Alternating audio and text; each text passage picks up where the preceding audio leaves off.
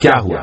जब रात 1 बजे यह चोर चुपचाप राम मंदिर के अंदर घुस गया और फिर रामलल्ला ने जो चमत्कार दिखाया उसे देखकर आपके पैरों तले जमीन खिसक जाएगी, क्योंकि राम मंदिर की प्राण प्रतिष्ठा होने से पूर्व और अभी तक कई चमत्कार हमें देखने को मिले हैं।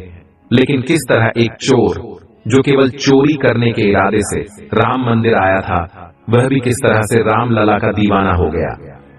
इस घटना के पीछे का रहस्य जब आप जानेंगे तो आपकी आंखें भी नम हो जाएंगी।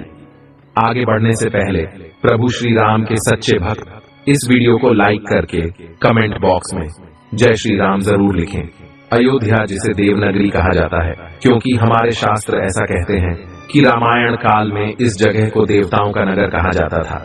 भगवान विष्णु ने प्रभु श्री राम के रूप में अवतार लिया तो उन्होंने इसी जगह को जन्म के लिए चुना, क्योंकि अयोध्या की नगरी बहुत पवित्र और पावन है। उनके साथ साथ अन्य कई देवताओं ने उनकी प्रजा के रूप में यहाँ जन्म लिया। लेकिन रामायण काल पूरा होने के कई सालों बाद एक दिन राजा विक्रमादित्य इस जगह पर पहुंचे और यहाँ की पवित्रता को पहचाना और साधु संतों के आशीर्वाद से उन्हें यहाँ पर एक भव्य राम मंदिर बनाने की प्रेरणा मिली, जिस भव्य राम मंदिर को बाबर ने तोड़वा दिया और वहां पर बाबरी मस्जिद का निर्माण कराया। लेकिन हमारे वीरकार सेवकों की बदौलत उस विवादित ढांचे को गिराकर पुनः उस स्थान पर रामलला को विराजित किया गया। आज जो हमें भव्य राम मंदिर देखने को मिल रहा है, यह उन सभी कार सेवकों के बलिदान का प्रतीक है। ये बात हमें भूलने नहीं चाहिए। इसलिए आप भी नीचे कमेंट बॉक्स में उन सभी कार सेवकों के प्रति अपनी विनम्र श्रद्धांजलि जरूर अर्पित कीजिएगा। 22 जनवरी 2024 को राम मंदिर में रामलला की प्राण प्रतिष्ठा का समारोह रखा गया, जिसमें देश विदेश की चर्चित हस्तियां सम्मिलित हुई, जिसमें देश विदेश के सभी व्यवसाय, बॉलीवुड के सितारे और महान साधु संत उपस्थित थे। 23 जनवरी 2024 से राम मंदिर के द्वार आम श्रद्धालुओं के लिए खोल दिए गए। एक और जहां भारत के सभी सनातनी मन में ये इच्छा रख रहे थे कि किसी भी तरह रामलला की एक झलक देखने को मिल जाए, वही उत्तर प्रदेश के लखनऊ में रहने वाला राजू नाम का एक व्यक्ति, जो कि पेशे से चोर था, वह मन ही मन यह भावना बना रहा था कि राम मंदिर के पहले दिन लाखों श्रद्धालुओं की भीड़ वहां मौजूद होगी। ऐसे में वहां पहुंचकर अगर हाथ साफ कर लिया जाए तो मेरे हाथ बहुत मोटा माल लग सकता है। उसने अपनी पूरी योजना बना ली थी और 23 जनवरी को वह लखनऊ से अयोध्या के लिए रवाना हो गया। लेकिन उसे इस बात का अंदाजा नहीं था कि वह रामलला के दरबार में जा रहा है। अब देखने वाली बात यह है कि आखिर किस प्रकार भगवान अपने अज्ञानी भक्त को अपना सेवक बनाते हैं।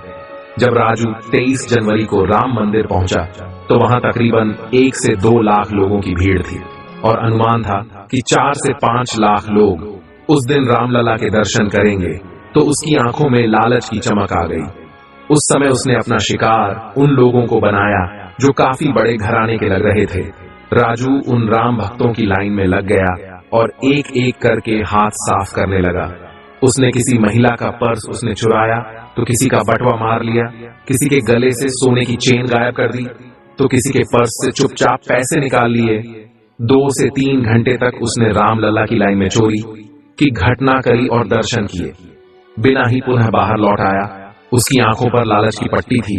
वह अंदर ही अंदर बहुत खुश था कि उसने बहुत लंबा हाथ मार लिया है। लेकिन तभी उसे एक फोन आया तो उसे पता चला कि उसकी मां अचानक से सीढ़ियों से गिर गई है और उन्हें अस्पताल ले जाया गया है। राजू अपनी मां से बहुत प्यार करता था। वह तुरंत ही राम मंदिर से लखनऊ के लिए रवाना हुआ और अस्पताल पहुंचने के बाद डॉक्टर ने कहा कि उनके दिमाग की सर्जरी करने के लिए 3 लाख का खर्चा आएगा। राजू बहुत घबरा गया, लेकिन उसके पास चोरी का माल था।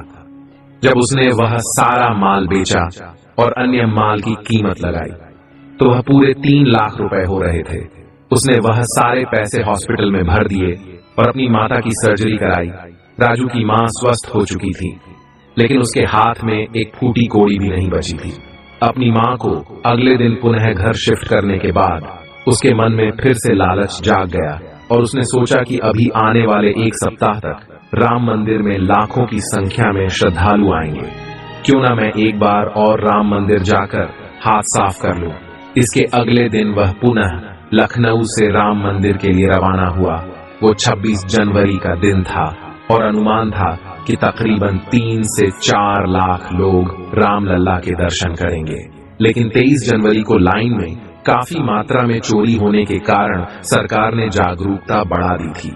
हर जगह बैरिकेड्स लगे थे, हवलदार मौजूद थे और सभी भक्तों को सतर्क रहने के लिए भी कह दिया गया था। तो राजू को उस दिन चोरी करने में पसीने आ गए। वो पूरे दिन लाइन में लग रहा और इधर उधर शिकार ढूंढता रहा, लेकिन देखते देखते शाम हो गई। उसके हाथ केवल एक सोने की चैन लगी थी जिसकी कीमत तकरीबन 60 से 70 हजार रुपए थी। लेकिन वह खुश नहीं था, वह और बड़ा हाथ मारना चाहता था। तब राजू को पता ही नहीं चला, वह लाइन के साथ साथ शाम तक राम मंदिर के अंदर प्रवेश कर गया। जब उसने राम मंदिर की भव्यता को देखा तो उसके रोंगटे खड़े हो गए। वहां पर लगे सोने के दरवाजे देखकर वह हैरान रह गया। साथ ही साथ रामलला का सोने का सिंहासन देखकर उसके होश उड़ गए। उसने सोचा कि अगर किसी तरह रात्रि के समय मंदिर के अंदर रुकने को मिल जाए तो बहुत बड़ा माल हाथ लग सकता है।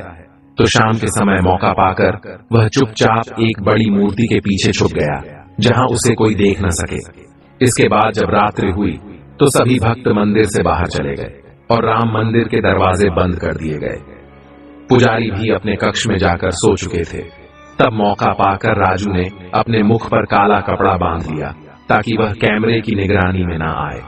इसके बाद वह गर्भगृह के लिए आगे बढ़ा, लेकिन सामने का नजारा देखकर उसके रोंगटे खड़े हो गए, क्योंकि राजू ने देखा रामलला के चरणों में एक बंदर बैठा हुआ था जो उनकी सेवा कर रहा था।